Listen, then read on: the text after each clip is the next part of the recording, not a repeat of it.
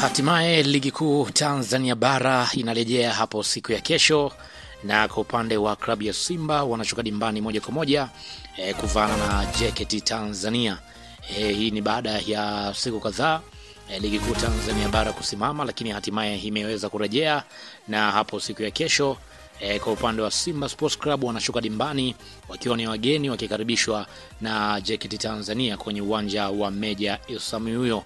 Na tayari kwa upande wa Dimitar Pantev ameweza kuweka wazi wachezaji ambao watakwenda kutumika kwenye mchezo huo, na mimi tayari nina orodha hapa na nitakwenda kukutajia moja kwa moja orodha ya wachezaji ambao watakwenda kutumika kwenye mchezo huo. Lakini kabla hatujakwenda kuangazia, nikukumbushe tu kwamba hii hapa ni Swahili Media. Kama bado hujaweza kusubscribe, basi nikuombe subscribe ili tuwe pamoja siku zote.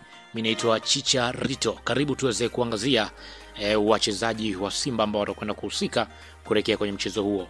Sasa twende tutazame hapa kwenye upande wa magolikipa ambao watakwenda kuhusika kuelekea kwenye mchezo huo.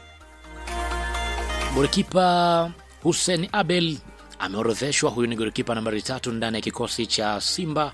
Ameorodheshwa kati ya magolikipa ambao watakwenda kuhusika kuelekea kwenye mchezo huo, lakini pia Yakubu Suleiman naye pia ameweza kuorodheshwa kwenye orodha ya wachezaji ambao watakwenda kuhusika kuelekea kwenye mchezo huo.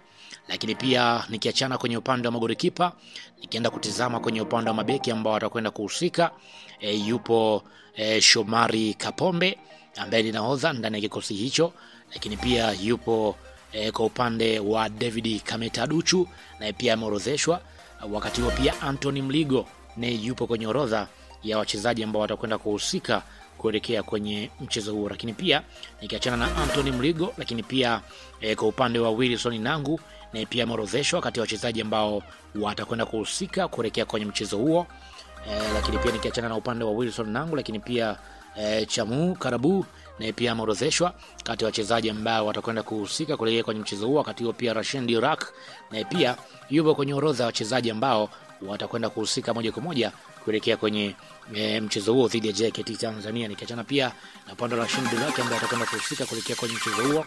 Lakini pia twende tutazame moja kwa moja kwenye upande wa viungo. Kwenye upande wa viungo, Nabii Kamara ameorodheshwa kati ya viungo ambao watakwenda kuhusika, kiungo mkabaji huyu. Lakini pia yupo Yusuf Kagoma ambaye pia naye ameorodheshwa kati ya wachezaji ambao watakwenda kuhusika.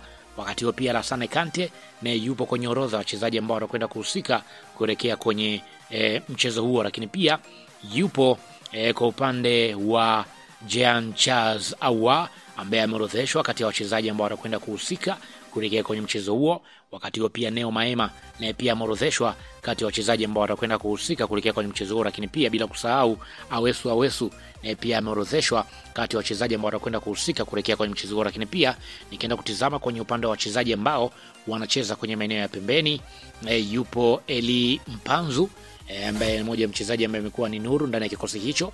Tunafahamu namna ambavyo amekuwa na msaada mkubwa ndani ya kikosi cha Simba.